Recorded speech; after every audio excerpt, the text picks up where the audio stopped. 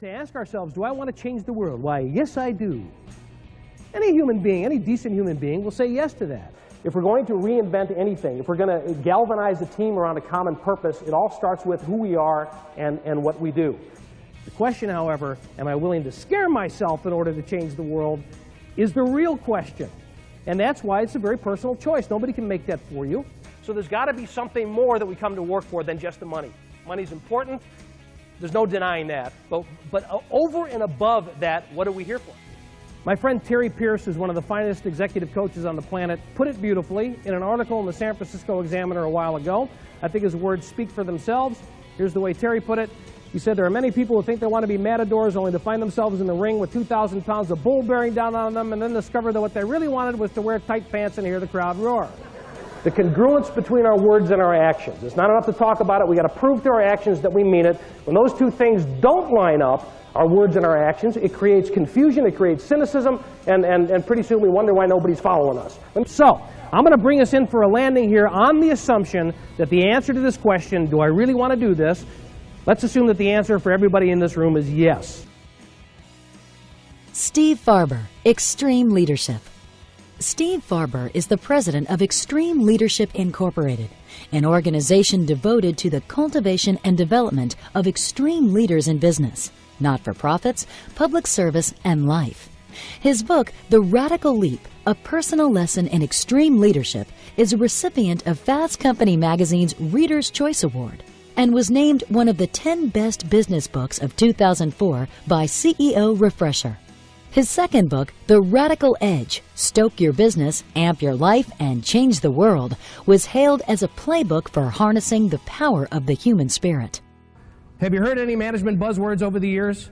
You know, we've done things, we've created our mission statements and our vision statements, we've done total quality management. Anybody here ever re-engineer anything? We used to change things and then we re-engineered them, you know, because it sounded better, it sounded more cutting edge. I remember when re-engineering first started to become real popular as a management buzzword, I heard people use the word this way: move the stapler from the left side of my desk to the right side of my desk. What have I just done here? Re-engineered my workspace. Right? That's a productive day. I had a friend who was going through a divorce at the time, told me he was re-engineering his domestic strategy.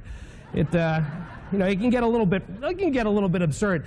Here's the all-time classic management buzzword. By a show of hands, please, tell me, how many of you here have ever been empowered?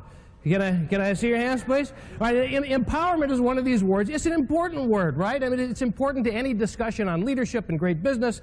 But what's happened with a lot of people is that there's still a pretty big gap between the words that we use and the actual behavior that's supposed to be associated with it. And I don't know if you've seen this happen with the empowerment thing. I mean, I certainly have. We still have a ways to go as far as that. Let me see if I can demonstrate this for you real quick. I'm just going to come down here just for a moment, if you don't mind, and tell me if this might look familiar to you at all. Okay? I'm sorry. What's your name? Sean. Sean? Okay, Sean. Let's say that you work for me. Okay, you can't see Sean's face, but he's really happy about this. Okay, Sean works for me. Now, let's say that my boss recently went away on one of these conferences where they talked about empowerment, right? And she got all excited now. She knows that empowerment's the way to go. So the first thing she does when she gets back to work is she fires off an email to all of her direct reports, including myself, saying that from now on, we're going to empower people around here. So now I'm going to go empower Sean. Now, what's my motivation here? Why am I going to do this? I was told to, right? I damn well better. So it may end up looking something like this. Tell me if you can relate to this at all. Hey, Sean, just got this email from my boss. She says I got to empower you. What does empowerment mean to you? I'll tell you what it means. It means from now on, you're going to start making decisions around here, take better care of our customers, improve our processes and all that garbage. So this shouldn't take very long. Just sit still while I empower you. Sean, I empower you to go out there to make decisions, to take care of our customers and all that garbage, so go forth and be empowered. One last piece of advice, however. Don't screw it up. And before you make any decisions, check with me. Can you relate to that at all? Okay. Now, of course, you know the point, right? The point is that that's not empowerment. That's using a new vocabulary word with the same old behavioral garbage associated with it. And leadership is certainly another one of those buzzwords.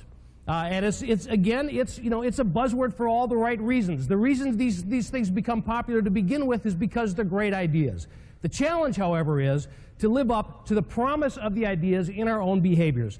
And if there's one underlying theme in everything that we're going to be doing here at this conference, it's that leadership ultimately has nothing to do with your position or your title.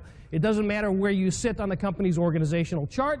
It doesn't matter what it says on your business card if you have one. It doesn't matter how many people report to you or don't report to you. Leadership is all about who we are, what we do, how we approach our work, and how we approach our lives. And what our topic here this morning is not just leadership, but extreme leadership.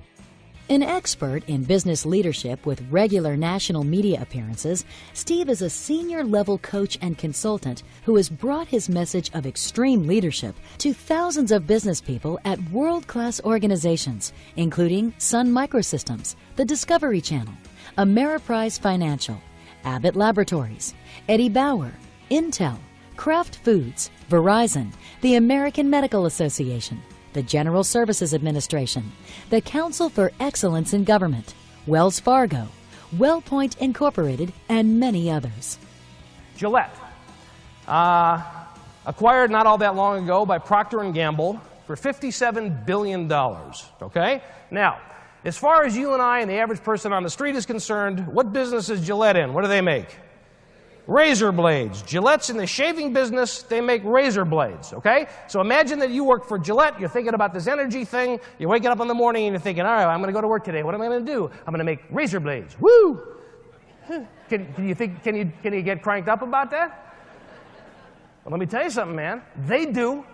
They do. And to say that Gillette makes razor blades is not exactly telling the whole story. I mean, yes, they have other product lines, certainly, but just in the razor blades alone, these guys have over 70% of the world's market share in razor blades, and they're the ones to beat as far as shaving technology goes. And there was this great little article in the Wall Street Journal not too long ago. It was a profile on Gillette. And the question behind the writer's visit to Gillette was, how do they create an environment? How do they create an entire company, a whole culture, where people are so passionate, so turned on, so energetic about shaving? Which to me is a legitimate question. And it turns out it starts right in the hiring process. So they tell the story of this young woman. She's a business school graduate. She wants to work at Gillette, so she starts going through the whole round of interviews, right? The very extensive interview process. She goes through interview number 1, green light. Interview number 2, green light. She's working her way all the way up the line. She's doing great. She's nailing it. She's now on her last interview, and as far as she could tell, she's in. She's got it locked, right? The last question that she was asked in the last interview was, so, do you have any qualms? Anything you're concerned about?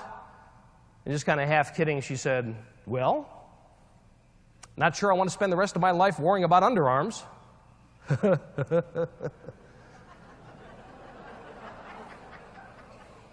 Guess what? She didn't get the job. They want people who want to spend the rest of their lives worrying about underarms.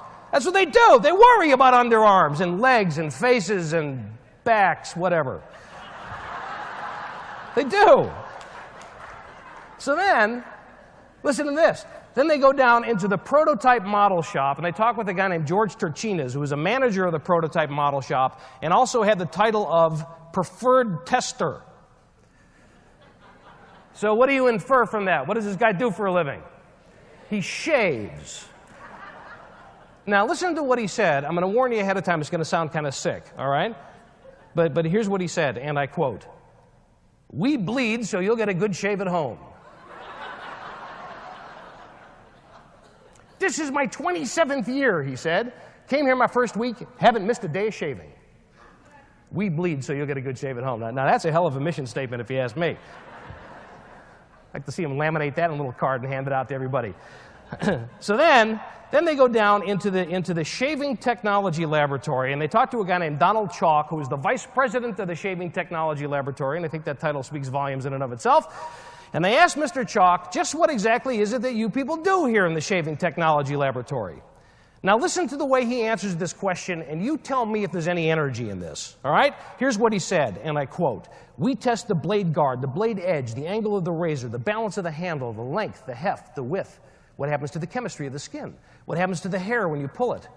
What happens to the follicle? We own the face," he said. We know more about shaving than anybody. I don't think obsession is too strong a word. And then he paused and said, I got to be careful. I don't want to sound crazy. A little too late for that, Donald. But that's not crazy. That's energy, right?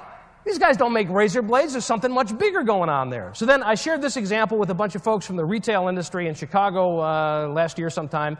And there are a lot of different retail companies represented there, that many of which you'd recognize. And I gave my little example about Gillette. Once again, a couple days later, I got back to my office and I had an email from somebody who was in that group. And this was a woman from the Container Store. You guys familiar with the Container Store? Okay. So whether or not you've ever actually been into a Container Store, what would you gather from the name of the company? What do they make? They make containers. They make stuff that you put stuff in, basically. And she wrote to tell me, she said, I heard what you said about Gillette, but I'm here to tell you that if you think Gillette gets excited about razor blades, you should see how excited we get about trash cans. She was serious. She sent me this whole pile of material, all these documents, internal documents from the Container Store, like newsletters and training materials and whatnot. And what emanated from this stuff was how much these people loved their product line and loved that company. And I don't know if you happen to see it, but Fortune magazine's 2006 list of 100 best companies to work for in the U.S., Container Store was number 6. And they've been on that list for several years. Trash cans. So then I was down in Mexico doing an event for Discovery Network. They had a little boondoggle for their customers from the Latin American markets. And you can imagine, their customers are people that advertise on the various Discovery channels, right? So we had consumer product companies, and we had advertising agencies, PR agencies, the whole thing. And I gave my example about Gillette. I talked a little bit about the Container Store. And after I was finished, this young woman from Colombia came up to me. She worked for Kimberly-Clark. And she pulled me aside, and she said, I listened very carefully to what you said about Gillette and the Container Store. And she said, I know exactly what you mean. She said, I'm the brand manager in the Latin American markets for Huggies diapers. And then she said, so you can imagine what I'm obsessed with. But I thought it was pretty funny. And then she said, however, I am not in the business of selling diapers. I'm in the business of creating happy babies and happy moms. She said, that's what I really do, and that's what I tell people all the time. And you got to take it on faith from me, folks. This wasn't marketing spin. I mean, she meant it. This came right from her heart. That's what I really do, and that's what I tell people all the time. So, let's review, shall we? Razor blades, trash cans, and diapers. I mean, it sounds like a landfill, doesn't it? I mean, if you can generate energy around that, don't tell me there's nothing to get excited and energetic about in the kind of work that you folks do, because I just don't buy it.